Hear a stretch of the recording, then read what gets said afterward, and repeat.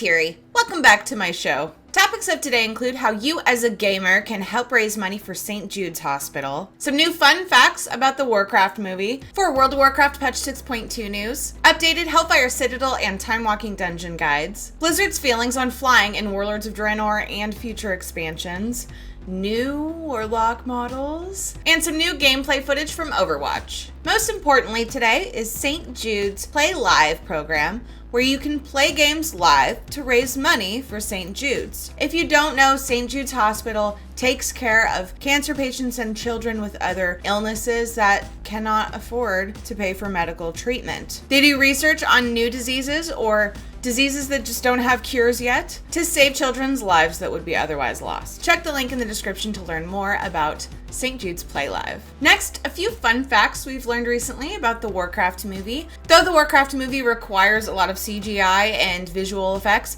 director Duncan Jones has made sure to add a lot of real set scenes to make the movie feel more real. Jeff White, who worked on the Hulk character from the Avengers, seems to think that the orcs have a bit of a resemblance or a genetic relation to the Hulk. Jeff, he's green.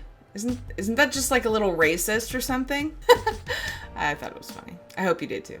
Isn't that kind of like saying the Ninja Turtles might have been related to the Hulk? I mean, it's not all about skin color. I'm curious about this one and I'll be looking for it when watching the movie, but apparently some actors had to sit on rocking horses while giving dramatic sayings or speeches during scenes to add to the dramatic effect. I thought that was really weird. Lastly, apparently Duncan has not been disappointed with this project. He has loved working on the Warcraft movie and would love to work on a sequel, though he's not making any promises or statements about that, just that he would love to. Hint, hint. Blizzard. Accept the offer. Just accept it. It's totally an offer. If some of you are having trouble figuring out where the S.E.L.F.I.E Scavenger Hunt is located this week for World of Warcraft, it's actually outside Dalaran. And looking at the image, it seems as though they want you to find just above the right spot, in the right angle, facing Dalaran, where you can see one of the islands and the sewer and the tower from Dalaran. And you have to dismount and take a bunch of screenshots, I guess, and pick the best one and upload that.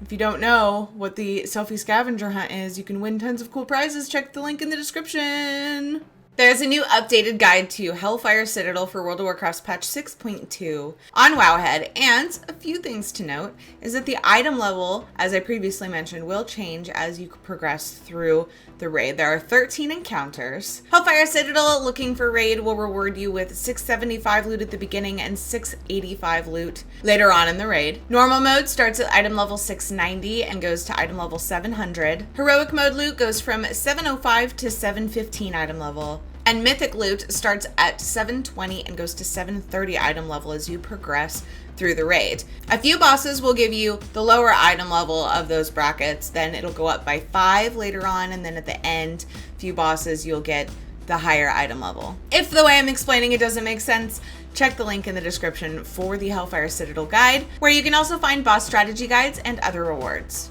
The randomized Warforged loot from Hellfire Citadel will always be 6 item levels higher than it would have been. A couple of other rewards from Hellfire Citadel to note are the Corrupted Nest Guardian Mechanical Battle Pet, which drops off of Shadowlord Iskar. Also, the Infernal Direwolf is obtainable by completing the Glory of the Hellfire Raider achievement, which is going to be a bitch, just like all of the Glory of achievements are, but it is well rewarded. If you're playing the patch 6.2 PTR for World of Warcraft, you already know this probably, but the Timewalking Dungeons guide is up on Wowhead and it shows us what dungeons are available to queue from each expansion. From Burning Crusade, we have the Alcatraz, the Black Morass, the Mana Tombs, Shattered Halls, and the Slave Pens. From Wrath of the Lich King, we have the Old Kingdom, Gundrak, Halls of Lightning, the Nexus, and Utgard Pinnacle. I did way more dungeoning in Wrath of the Lich King, so I'm going to enjoy that more. Though the Burning Crusade ones will be fun as well. The gear from Timewalking dungeons scale up to your level, and the maximum item level it can be is 660. There are quite a few crafting patterns and enchants you can get from Timewalking, and many achievements for you achievement whores. You can also get the Reigns of the Blue Proto-Drake from Utgard Pinnacle while Timewalking, which is pretty awesome because you're not just going in and farming it, you're actually going in and possibly getting useful gear or patterns that your character can learn, achievements, etc. And then if you don't have the Blue Proto-Drake, then you also have a chance to get that. I have it. I farmed the hell out of that. Check the Wowhead guide in the description to find out what patterns are available, as well as the useful gear and transmog gear options.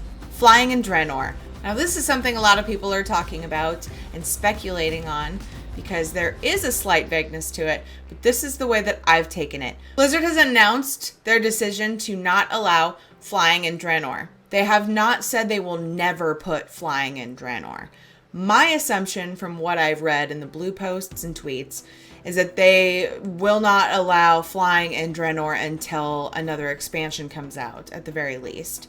And future expansions will function the same as of right now. So when a new expansion comes out, that zone will not enable flying while it is current, whether you're max level or not.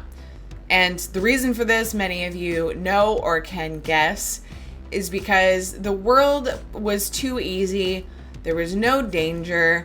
There was no exploration. I honestly like it more now. And to be honest, it's become somewhat of a pet peeve to hear people complain about it. So it's just a little bit sensitive for me. I'm good with it. I support you, Blizzard. I get it. You work hard for your content. Make people look at it. God, I'm such a fangirl. Patch 6.2 finally updates the old Warlock Demon models that really needed overhauling. And I personally think they look pretty awesome. I think the S.E.L.F.I.E got the coolest upgrade in my opinion, but you know, judge for yourself. I don't see a succubus upgrade, which makes me a little bit sad, but she already looks pretty cool. An observant World of Warcraft PTR player noticed that the gnome character selection screen got a bit of an update. There are quite a few more details to it, more trinkets in the background, so I thought that was pretty fun.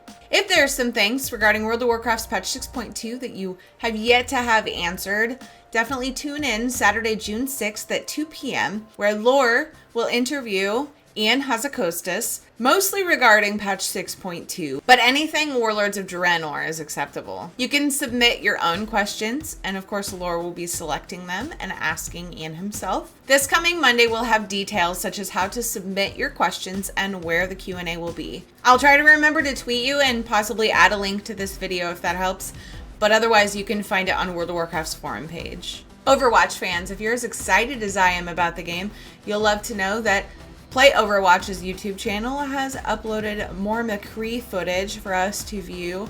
It's a 13-minute video, so you can get a pretty good idea by watching this of how the character is played and how he affects the game. Well, that is my show for today. Thank you so much for watching. I appreciate your support. Definitely check back every Wednesday for news and gaming videos in between.